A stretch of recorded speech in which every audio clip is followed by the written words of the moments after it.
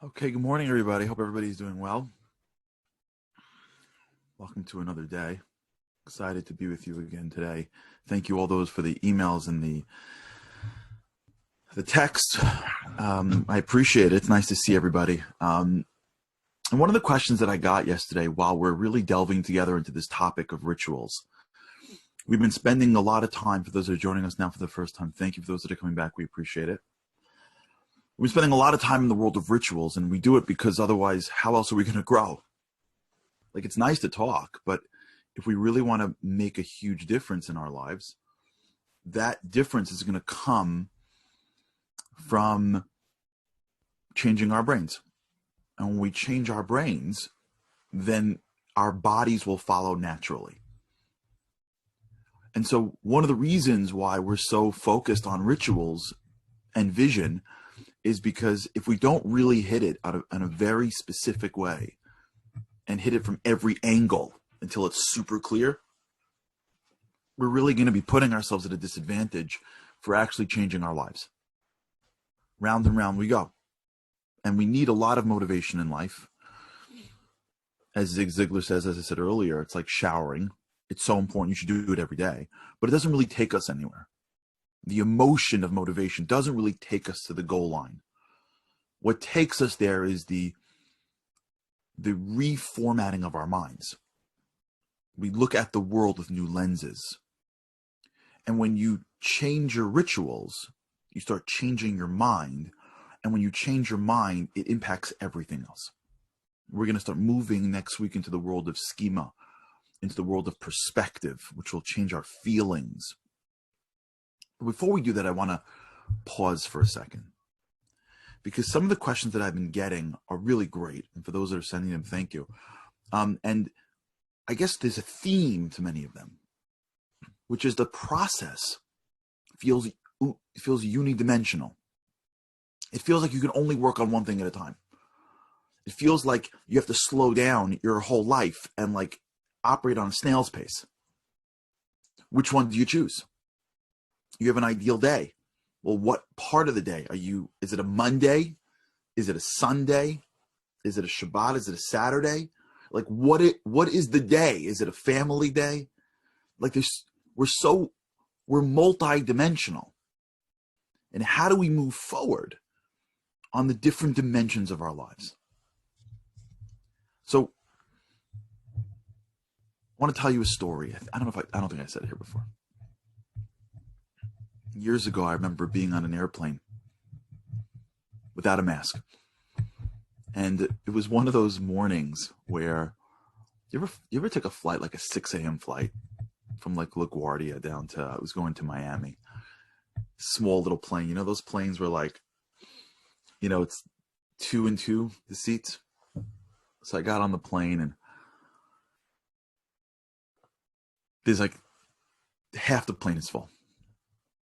And you get that sense, that sense that you get where like you're on an airplane and you like, so look around and you see that like the plane's only half full and like there's the line coming into the plane is like thinning out. And like, you sort of like get this sense of like, oh my gosh, I may not have anyone sitting next to me.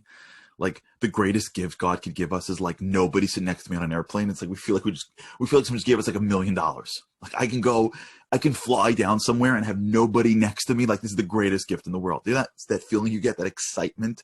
And you start looking around to seeing like who's coming. You start like calculating, oh, there's 12 open seats, there's 3 people, like there's no chance. So that was happening to me. And I was like so excited. And they're about to close the plane doors and like one more passenger gets on. And he's like right out of central casting, like an older man. He must have been, I don't know, maybe mid-70s, big white head of hair. I think he was wearing a velour jumpsuit top to bottom, when you're in all in velour. Like there's no middle in velour, right? Either you're like killing it or you just broke out of a home. Like there's no middle ground to velour. And he comes on and like he's a little like still inappropriate. That guy? He's like making comments to the stewardess and they're all like rolling their eyes. And he ends up sitting next to me, of course. And we start talking and he's totally like, like there's like a certain like etiquette that you're supposed to have on the plane. Like, you don't know the person. Like, it's 2 questions that you usually get, 2 rounds. How are you? What's going on? Weather. If there's any delays, but you don't get personal with the stranger next to you on a plane. But he doesn't know any rules. So he's asking me this about my family, where am I going? And finally I turned to him and I said, so where are you going? So he says, I'm going down to a conference. I said, a conference for what? He says, a conference for coaches. I'm like, you're a coach? He goes, yeah. I'm like, what do you coach? Like elementary school basketball? He's like, no, I coach Division I basketball. I'm like, you coach NCAA Division I? He's like, yeah. I'm like, what school? So he said, it's like a school that never makes a tournament, but I don't care. It's Division I basketball. So we're talking back and forth for a long time. This is a much longer story, not for now. And I said to him, he says to me, I got a kid that just came in my system that I think can go all the way. I said, really? How do you know? So he goes, because he mastered the hardest move in basketball. I said, what's the hardest move in basketball? He goes, oh, that's easy. I'm like, I know, the fadeaway jump shot. He goes, no. I'm like, what's the hardest move in basketball? He goes, the hardest move in basketball is the crossover. For those who don't play basketball, when you're playing the game, part of the game is getting away from the guy in front of you. And there's a move where you go one direction and then you cross over to another direction. And if you do it right, the guy in front of you thinks you're going left when you're really going right. I said, how is it the hardest move? Why is it that we have a hard time with the multiple aspects of our lives? So it comes down to that conversation with this man, this guy on this plane talking basketball is the insight that we need to understanding why, when we live in a world of so many things, it's hard to put it together. Now, if you remember, we spoke about this idea of our minds. And one of the aspects of our minds is that it's neuroplastic. But there's another aspect of our minds, and that our minds are very much limited in what they can take in. Our brains can't take in too much information, because if the brain took in too much, we would literally melt. Not literally, we'd figuratively melt. If we were walking around and everything that's going on in the world, all the stimuli in the world would hit our brain at the exact same time, if the sounds of every car, if you'd walk into the supermarket and you'd hear every cereal box and every squeaky wheel and every person on the phone, if all of it would come into your mind at one point, the flood of stimuli would shut us down. So what our brain does is our brain actually only focuses on very few things. And we'll talk about that next week. It's called a schema. But to set it up now, our brain can only take in a very small window of stimuli, because if it took in too much, we'd be doing nothing else but sort of, it would be a flood. It's like a little cup and someone doesn't pour. They open up like a dam. It just floods all the way in. And so what our brain does all the time is gets rid of stimuli. And it only gives you a small little window of things to focus on. We have about 120 to 150 bits of information per second. We can't take in more than that. And all we really have is the ability to focus this little window of attention. That's all we got. We'll explain why, but that's all we got is a window. And if we focus that window on anything, that's what we get every single second. So if you're sitting here right now listening and all you're focused on is this show and me, then you're getting all of this. And if you're focusing on this and doing emails, you're getting half of this and half of emails. You don't get more than the box. You get 100, let's say, units of attention per second. You just choose how you want to spend them. Some people will spend those units on one thing and all the attention's there. Some people will spend those units on 10 things. They'll be on the phone, they'll be tapping the emails, they'll be scrolling through the phone, and they'll be cooking, and they'll be watching something else. And with all they're doing, they're not really doing more. What they're doing is they're just spreading the same amount of attention to multiple things. The greatest path to mediocrity in your life and in my life is multitasking. Multitasking is a 100% myth. It became popular with people on television because it's cooler to watch somebody who's a business guy talk on 2 cell phones while directing somebody selling stock and ordering dinner for the family. That's like a fun thing to watch. We assume that when we multitask, sometimes we have no choice. Sometimes you're in the kitchen and you're cooking and the kids are going crazy. Okay, sometimes you're at work and you're fine. Sometimes you have no choice but to multitask. But in truth, multitasking, all it does is split up your attention. It doesn't give you more. It just gives you more in quantity. I remember one time going to an event once. I'll never forget this. And it was like, the food was like coming off the ceilings. I've never in my life seen that. You can't even believe, like everywhere you go are platters and trays and food. And I'll never forget, I was talking to a friend of mine who was a caterer, and I'm like, what did this cost? And he told me the price. And I was like, that doesn't sound like it. Look at this. He goes, yeah, they have a lot more food. He goes, but there's nothing here of any real quality. He goes, it looks like there's a lot, but there's nothing here that's really a quality. So it's just stuff. We live in a world where we're being flooded with so much stuff. There's no quality. That's why if you speak to somebody honestly and you go through 3 rounds of their opinion, usually, unless this is what they do for a living, they don't really know. Ask somebody why 4 times to any opinion they have. When you're sitting around a table with somebody and they're like opinionated, go 4 or 5 real why, and then why, and how does that work?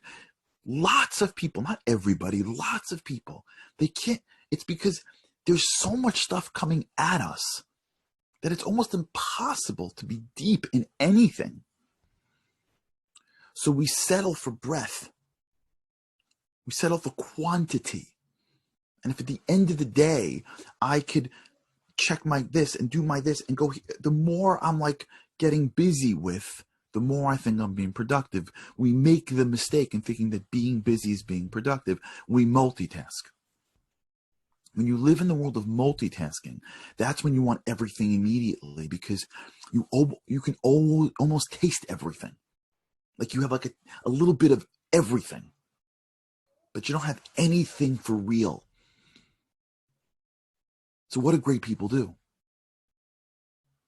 They also have a lot of things going on. So this is the conversation I had with my friend on the plane. He said, the reason why the crossover is the hardest move is because in order to do it well, you have to really believe it. If you cross over, if you're not really going left or right, the defender's like, what are you doing?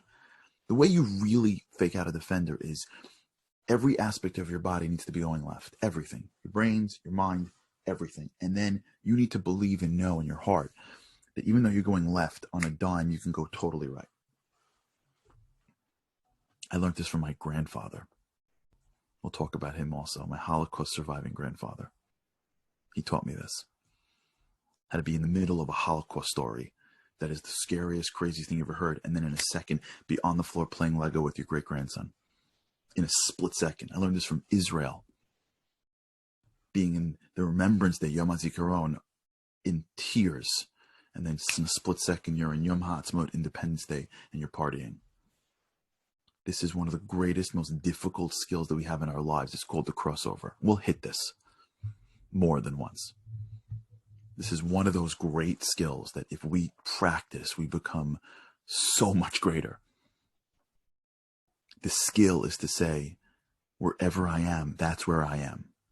In the business world, they call it switch tasking, not multitasking. Multitasking is you flood your mind with multiple things at once. You're on the phone and you're writing an email. The phone call you're missing because you're not really hearing what the person's saying, and you're writing an email. You ever see 2 people sitting in a restaurant together? This is like become cliche. Friends, family, like this the whole time. So it's not like the worst thing in the world. They're not like yelling at each other. It's because, but what they don't get is that when they need stimuli, which is why they look down. If they would just look at the person talking to them and they would suck in everything that they're saying, their facial expressions, what they mean, the depth of the relationship that they would get created would be so much more enjoyable than the breadth of I'm talking, I'm eating, I'm scrolling. Yeah, what were you saying? And then the whole thing goes.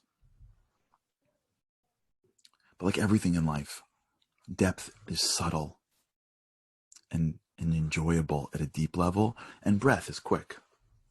Right? The microwave tastes better, is quicker, and it tastes better for 10 seconds.